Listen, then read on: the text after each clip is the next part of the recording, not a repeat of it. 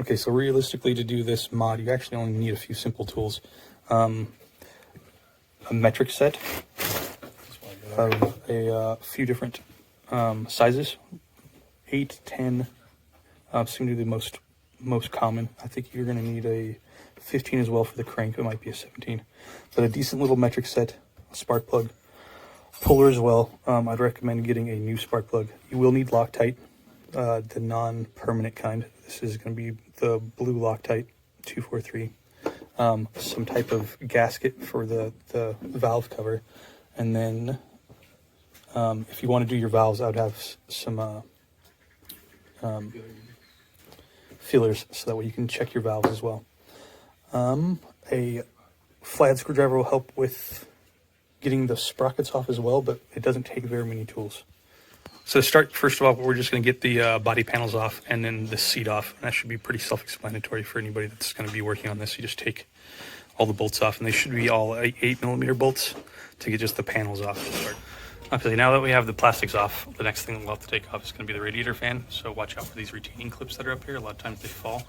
And then the gas tank. Gas tank's held on by this main bolt on both sides, which I believe is a 10, and then just this one 8mm.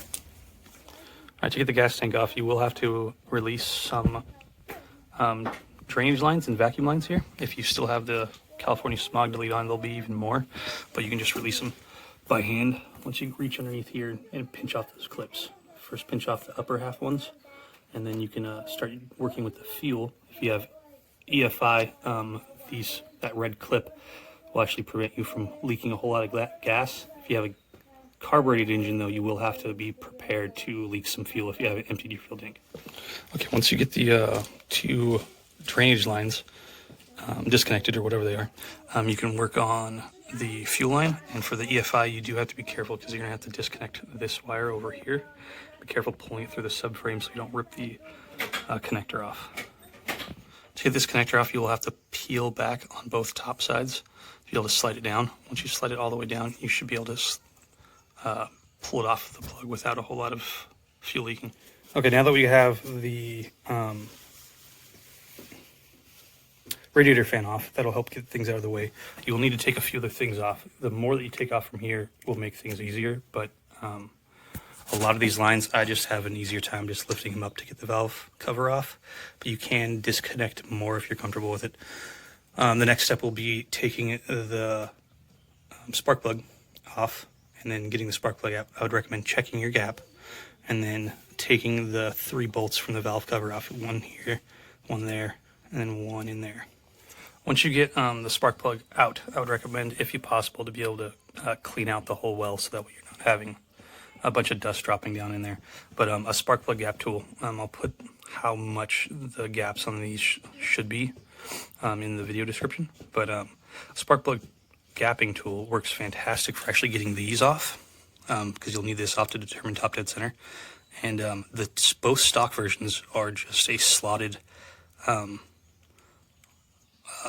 cover like this. This is an aftermarket from before I bought it, but they'll both come off with a spark plug tool really easily. Once you take these off, make sure that you still have the washer attached. Sometimes the washer will stick to the side of the crankcase, and you don't want to lose it. So make sure it's still in there. There's one on both of them. This is obviously an aftermarket one, but they should still have a gasket. Once you start taking your valve cover off, you will have to be careful, because there are little washer gaskets on top of here, so you kind of have to finger them out. That's what she said. Okay, so now that we have the bolts out for the valve cover, you're going to have to actually break the seal on the valve cover. Most people recommend either using something plastic or wood. The last time I did this, I was just able to break it off just using my hand and banging it a couple times. Once you get the valve cover gasket off, you will have to clean the head of the previous gasket that it's left behind. They usually put some type of liquid gasket here in the camshafts, which you should do when you put it back on, but you're gonna have to clean this surface off first. When setting the engine to TDC, we gotta be careful, because there are essentially 2 TDCs. You can be 180 degrees off. You want it to show.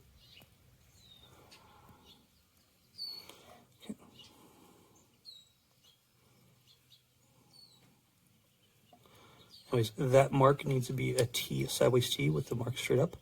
And your valves up here should look like this, where they are facing essentially away from each other. That one's facing up and to the right, this one's facing up and to the left. While you're in here, you should probably at least check your valve clearances. There's 2 valves on each side, and the intake side should be 0.10 to 0.19 millimeters. The exhaust side should be 0.15 to 0.24 millimeters on the exhaust side. So go ahead and check your valve clearances. I'm not going to go into how to replace them if they're out of spec. I'm sure you can find other videos on that, but while you're at it, you might as well check them while you're in here. Before you finishing up the mod, you will have to do something with the compression relief on the exhaust cam. This is, from what I've read, initially made to help with compression release for kickstarting, and supposedly it's no longer needed. So you can do a number of things. You can remove the whole cam and press this off, which is the only way you're going to be able to do it, is actually press it off with a machine. There are a couple ways of taking off without a machine, but the easiest way of fixing this problem, so that way it will start for you, because if you don't alter this, the engine is going to have a very difficult time cold starting, and people have reported completely unable to start during hard starts. So you can actually just remove this spring. Again, when you remove this spring, it's pretty easy. And make sure you have a good hold of it, so that way it doesn't drop down into the engine case. But just remove the spring and it'll fix all your problems. And this is what it'll look like on this side. You should have it lined up pretty closely with the marks on the 2 camshafts. The other important part is to make sure your valves are facing the right way for TDC with the power stroke. The intake mark should have intake on this side and then exhaust on this side. If it's the other way around, you'll still have these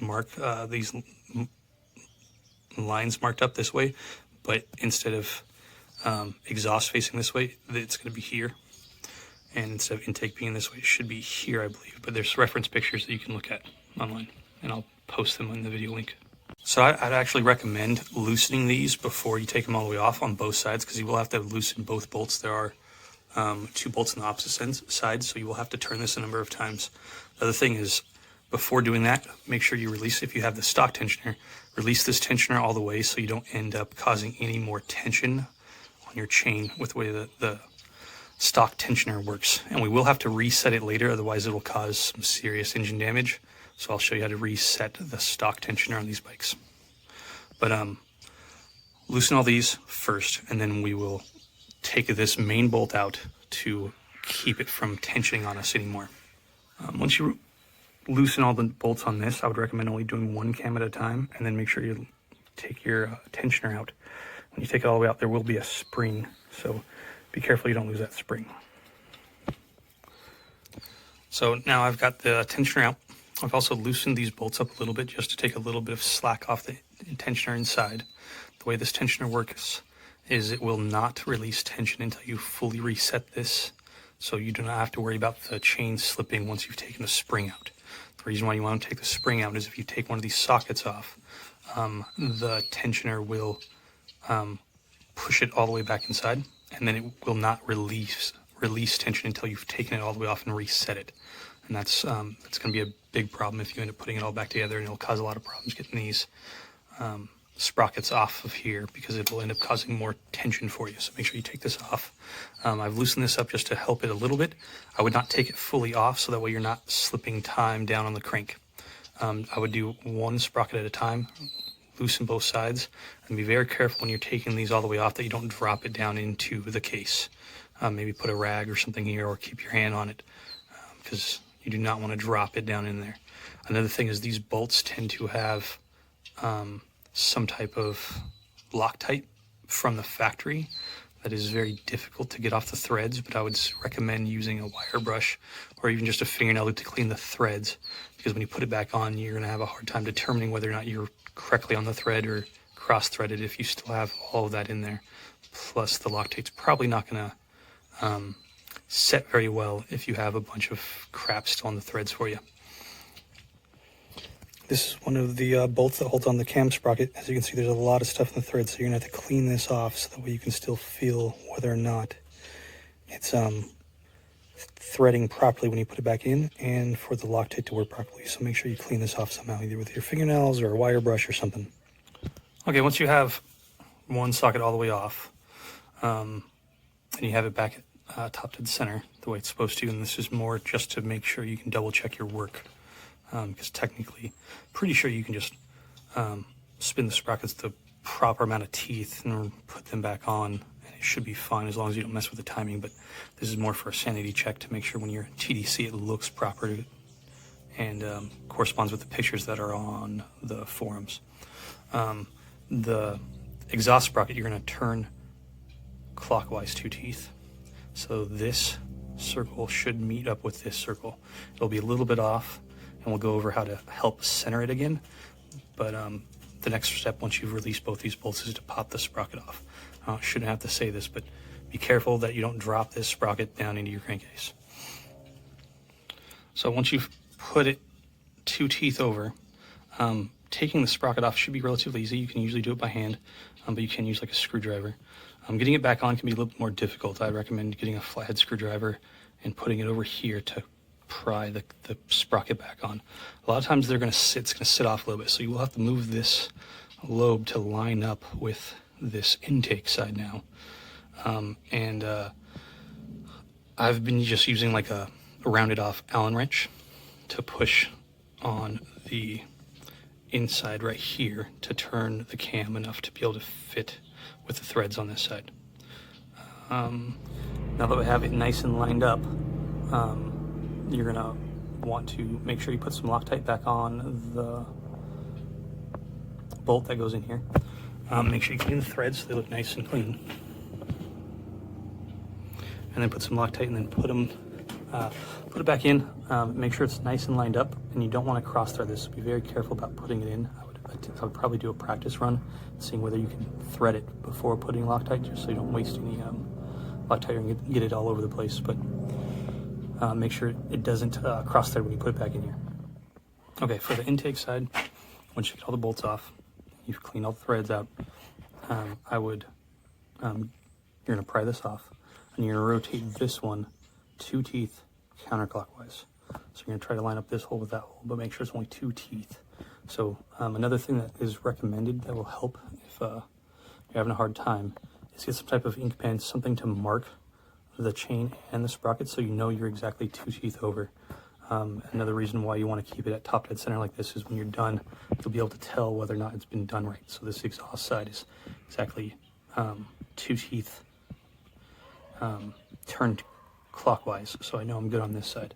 And then when I do this side, it should be the same. It should just be 2 teeth up and look just like the pictures in the forum.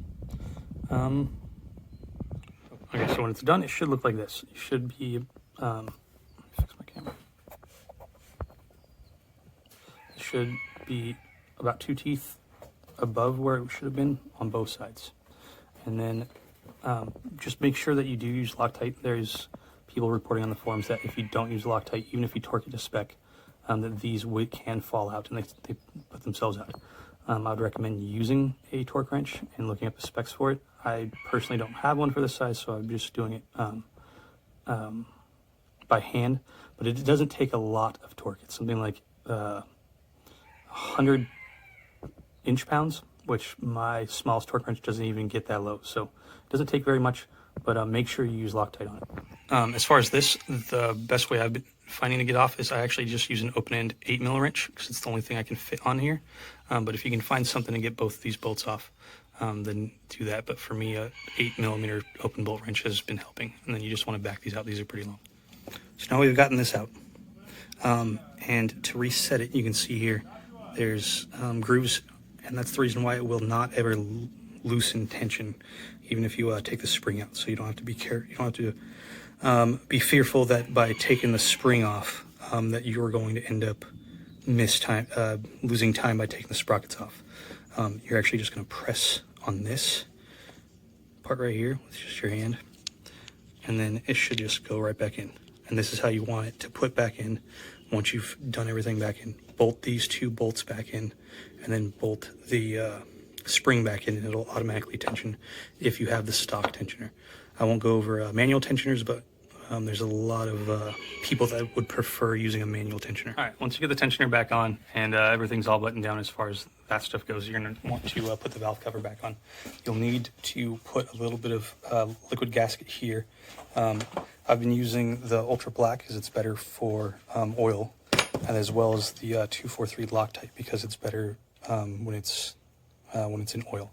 So a little, and you just need a tiny bit right here on the lobes to make sure that doesn't leak. And then obviously replace your valve cover gasket if it has cracks or it's stiff or anything like that. Before you button everything up, another thing that you want to do is make sure that you turn your crank after you've put the sprockets and everything back on. Turn your crank a few times before you put your spark plug back in. Make sure you're not feeling any resistance or hearing anywhere ticks. Make sure there's no interference if you've done it right. Once you've turned your engine and not having any resistance other than your valves, then you should be good to button everything up and put it all back together.